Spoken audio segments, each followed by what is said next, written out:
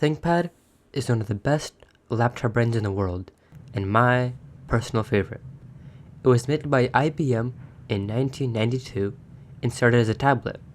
The whole ThinkPad branding was coined from a slogan coined by IBM employees, Think, and made its way onto pocket-sized paper notepads.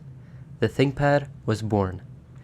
The first ThinkPad wasn't a traditional laptop, but instead the 700T, and it was a tablet PC powered by an Intel 386SX/20 CPU and 4 megabytes of RAM.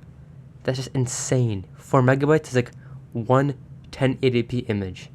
Also, it had two 10 megabyte solid state file storages.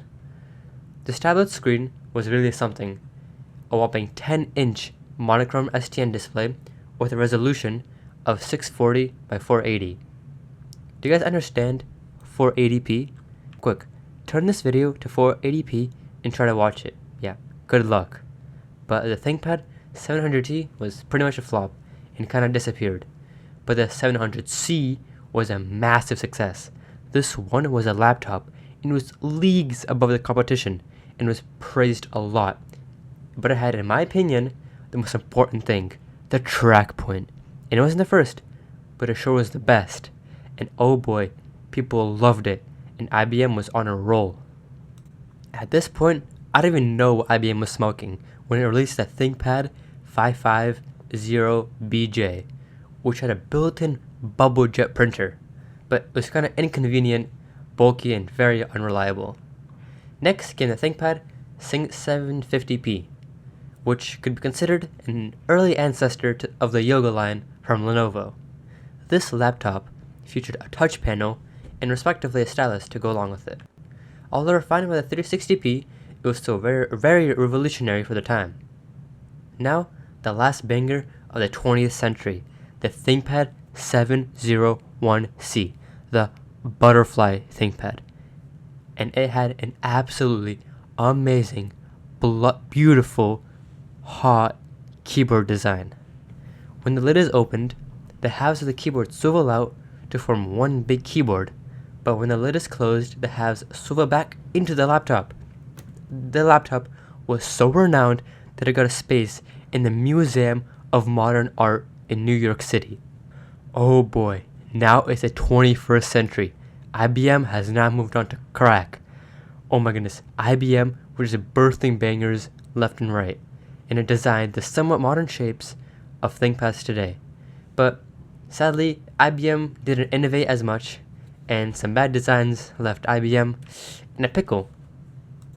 But it started to release the T series of laptops, which are meant to be jacks of all trades, and the X series, which are meant to be easy, luggable machines.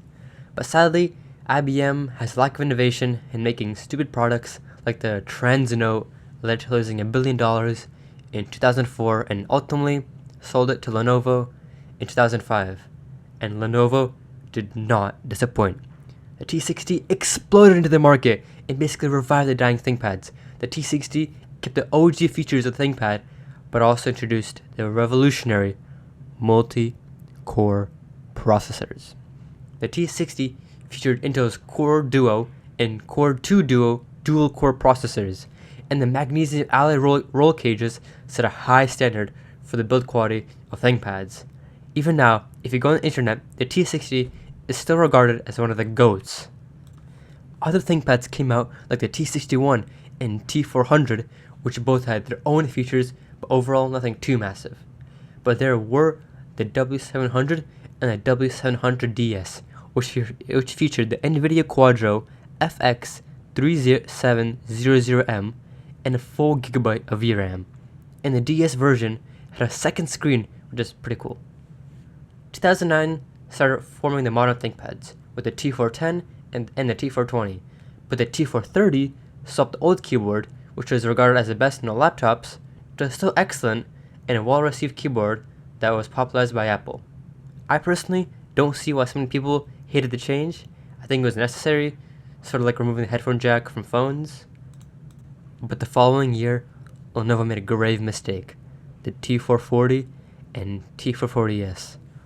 Oh my, I hate these.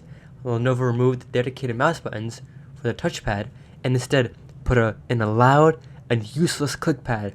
These laptops were dubbed the clunk pads. Later on, Lenovo would do the same thing successfully, but at that point, they had the technology to do it. Oh la la, it's 2011 and the X1 series is introduced. It is Lenovo's competitor to the MacBook Air, sleek, small, and fast. But although the OG X1 was kinda mid, the X1 Carbon, which came out in 2012, was pretty much universally praised. First, like the name suggests, it was made out of carbon, and everything on it was just so much better. But then the X1 Carbon Touch came out and had an adaptive touch bar instead of the function row, but it wasn't that good, and Apple made a much better version 5 years later. If Lenovo just waited for like 4 more years until the technology existed to make touch bar work, they would have maybe succeeded. Now Lenovo is still coming out with bangers like the P16 and all of that, but I think that Lenovo has to take a risk, make laptops extremely repairable, sort of like Toyota. Because Toyota, after an initial loss, after taking the risk, now shot up to number one. It is now the number one car brand in the world.